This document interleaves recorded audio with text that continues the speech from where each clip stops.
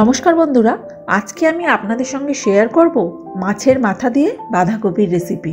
আর এই রান্নাটার মধ্যে কি অ্যাড করলে আর কিভাবে বানালে এর স্বাদ হবে দ্বিগুণ, সেটাই এই ভিডিওতে আপনাদেরকে দেখাবো। চলুন তাহলে দেরি না করে শুরু করা যাক। আজকের রেসিপিটার জন্য আমি এখানে একটা মিডিয়াম সাইজের বাঁধাকপি একদম ঝিরিঝিরি করে কেটে নিয়েছি। কথায় বলে না, পহলে দর্শনধারী ফের গুণ বিচারি। এইভাবে কাটলে কিন্তু তরকারির টেক্সচারটা দারুণ হয়। আর বাঁধাকপিটাকে আমি আগে থেকেই ধুয়ে রেখেছি। এখানে রয়েছে একটা বড় কাতলা মাছের মাথা। এটাকে তো কাটিয়ে এনেছিলাম আর ধুয়ে ভালো করে নুন হলুদ মাখিয়ে রাখা আছে। আর আজকের বাঁধাকপির যে টুইস্ট সেটা হলো এই গোবিন্দভোগ চাল। এখানে 1 টেবিল স্পুন গোবিন্দভোগ চাল আমি কিছুক্ষণ ভিজিয়ে রেখেছিলাম। আর এই গোবিন্দভোগ চাল কিভাবে ব্যবহার করলে বাঁধাকপির টেস্ট দ্বিগুণ হবে সেটা জানতে গেলে শেষ অবধি আমার সঙ্গে থাকুন। প্রথমেই মাছের মাথাটাকে ভাজার জন্য আমি কড়াতে দিয়ে দিলাম বেশ কিছুটা সর্ষের তেল। এখন এই তেলের মধ্যেই মাছের মাথাগুলোকে লাল লাল করে ভেজে নেব। কারণ কি, মাছের মাথা যদি একটু লাল লাল করে না ভাজা হয় তাহলে একটা আঁশটে গন্ধ থেকে যায়। আর একটা কথা, অফ ক্যামেরা আমি সামান্য একটু তেল এর মধ্যে অ্যাড করেছিলাম, সেটা আর আপনাদেরকে দেখানো হয়নি। দেখুন, আমি মাছের মাথাগুলোকে সুন্দর লাল লাল করে ভেজে নিয়েছি।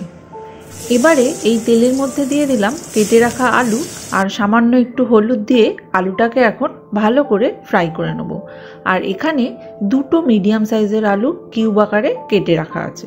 এই সময় কোনো রকম ঢাকা চাপা দেওয়ার প্রয়োজন নেই। ফ্লেমটাকে মিডিয়াম টু হাইতে রেখে আলুটাকে ভেজে তুলে নিতে হবে। আলুর মধ্যে হালকা লালচে একটা কালার চলে এসেছে। এবার আলুগুলোকে তেল থেকে উঠিয়ে নেব। এবারে এই এক্সেস তেলের মধ্যে দিয়ে দিলাম একটা শুকনো লঙ্কা, একটা তেজপাতা আর গোটা গরম মশলা। এখানে রয়েছে একটা এলাচ, 2টো লবঙ্গ আর একটু দারুচিনি। সবটাই আমি একটু থেতো করে নিয়েছি। গরম মশলাটাকে কয়েক সেকেন্ড তেলের মধ্যে একটু নাড়াচাড়া করে নিয়ে এর মধ্যে দিয়ে দিলাম একটা বড় সাইজের পেঁয়াজ। এখন পেঁয়াজটাকেও এই তেলের মধ্যে একটু ফ্রাই করে নেব। দেখুন, পেঁয়াজের কালারটা অনেকটাই চেঞ্জ হয়ে এসেছে। এবার দিয়ে দিলাম প্রায় 1 টেবিল স্পুনের মতো আদা, জিরে আর 2টো শুকনো লঙ্কা। আমি সমস্তটা একসাথে বেটে রেখেছিলাম, সেটা দিয়ে দিলাম। আর সাথে দিয়ে দিলাম 1/2 টিস্পুন ধনে গুঁড়ো, 1/2 টিস্পুন লঙ্কা গুঁড়ো আর 1/2 টিস্পুনের মতো হলুদ গুঁড়ো।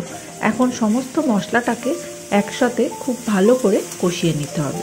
মাছের মাথা দিয়ে বাঁধাকপি কম বেশি সবাই বানিয়ে থাকে, তবে আজকের এই টুইস্টটা অ্যাড করলে বাঁধাকপি স্বাদে গন্ধে হবে দ্বিগুণ। তবে ঝালটা অবশ্যই আপনারা আপনাদের স্বাদ মতো এখানে দেবেন। মশলাটা কিছুক্ষণ কষিয়ে নেবার পরে এর থেকে একটু তেল ছাড়তে শুরু করেছে। এবার আমি দিয়ে দিলাম আগে থেকে ভিজিয়ে রাখা 1 টেবিল স্পুনের মতো গোবিন্দভোগ চাল। এই চালটাকেও আমি মশলার সাথে কয়েক সেকেন্ড একটু কষিয়ে নেব। এরপর দিয়ে দিলাম একটা টমেটো আর সামান্য একটু নুন দিয়ে মশলাটাকে আরও কিছুক্ষণ কষিয়ে নিতে হবে। বেশ কিছুক্ষণ মশলাটাকে কষিয়ে নেবার পরে আমি এর মধ্যে দিয়ে দিলাম কেটে রাখা বাঁধাকপি আর সেদ্ধ করে রাখা বেশ কিছুটা ছোলা। এবার যেটা করতে হবে সেটা হলো বাঁধাকপিটাকে মশলার সাথে খুব ভালো করে মিক্স করে নিতে হবে। যারা আমার ভিডিওটা দেখছেন তাদের উদ্দেশ্যে বলছি, আমি ঠিক যেভাবে আজকে রান্নাটা করছি একবার এইভাবে বাড়িতে বানিয়ে দেখুন। আমি গ্যারেন্টি দিয়ে বলছি, সবাই আঙুল চেটে খাবে আর এটা বানাবার অনুরোধ বারবার আসবে। কারণ কি, আমি যখন এটা এইভাবে ট্রাই করেছিলাম তখন আমার সাথেও এই জিনিসটা হয়েছে। ভালো করে মিক্স করে নেবার পরে গ্যাসের ফ্লেমটাকে কমিয়ে জাস্ট 4 থেকে 5 মিনিট এটাকে একটু চাপা দিয়ে রাখতে হবে, যাতে বাঁধাকপিগুলো একটু সফট হয়ে যায়। যেহেতু বাঁধাকপিটা খুব ঝিরিঝিরি করে কাটা ছিল তাই এটা অনেকটাই সফট হয়ে গেছে। এবারে কয়েক মিনিট বাঁধাকপিটাকে একটু কষিয়ে নিতে হবে।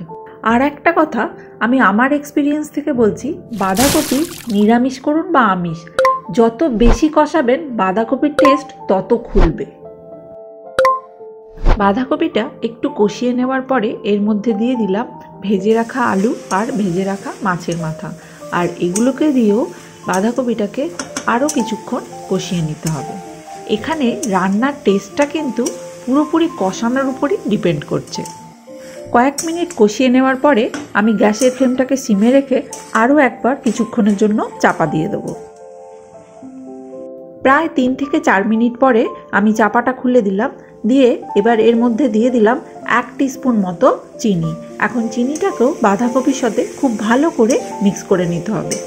আমার মনে হয় বাঁধাকপি ঝালের সাথে সাথে যদি একটু মিষ্টিও হয় তাহলে কিন্তু খেতে বেশ ভালো লাগে। আবারও আমি বাঁধাকপিটাকে খুব ভালো করে বেশ কিছুক্ষণ ধরে কষিয়ে নেব। কিছুক্ষণ কষিয়ে নেওয়ার পরে বাঁধাকপিটা একদম রেডি হয়ে গেছে। শেষে যে ঘি, গরম মশলা অ্যাড করতে হয় সেগুলোর এখানে কোনো প্রয়োজন নেই, কারণ কি গোবিন্দভোগ চালের গন্ধে এটা খেতে যে এত অসাধারণ লাগে কি বলবো আপনাদেরকে। এইরকমই কোনো ইন্টারেস্টিং রেসিপি নিয়ে আবার দেখা হচ্ছে নেক্সট ভিডিওতে। সবাই সুস্থ থাকবেন, ভালো থাকবেন। টাটা।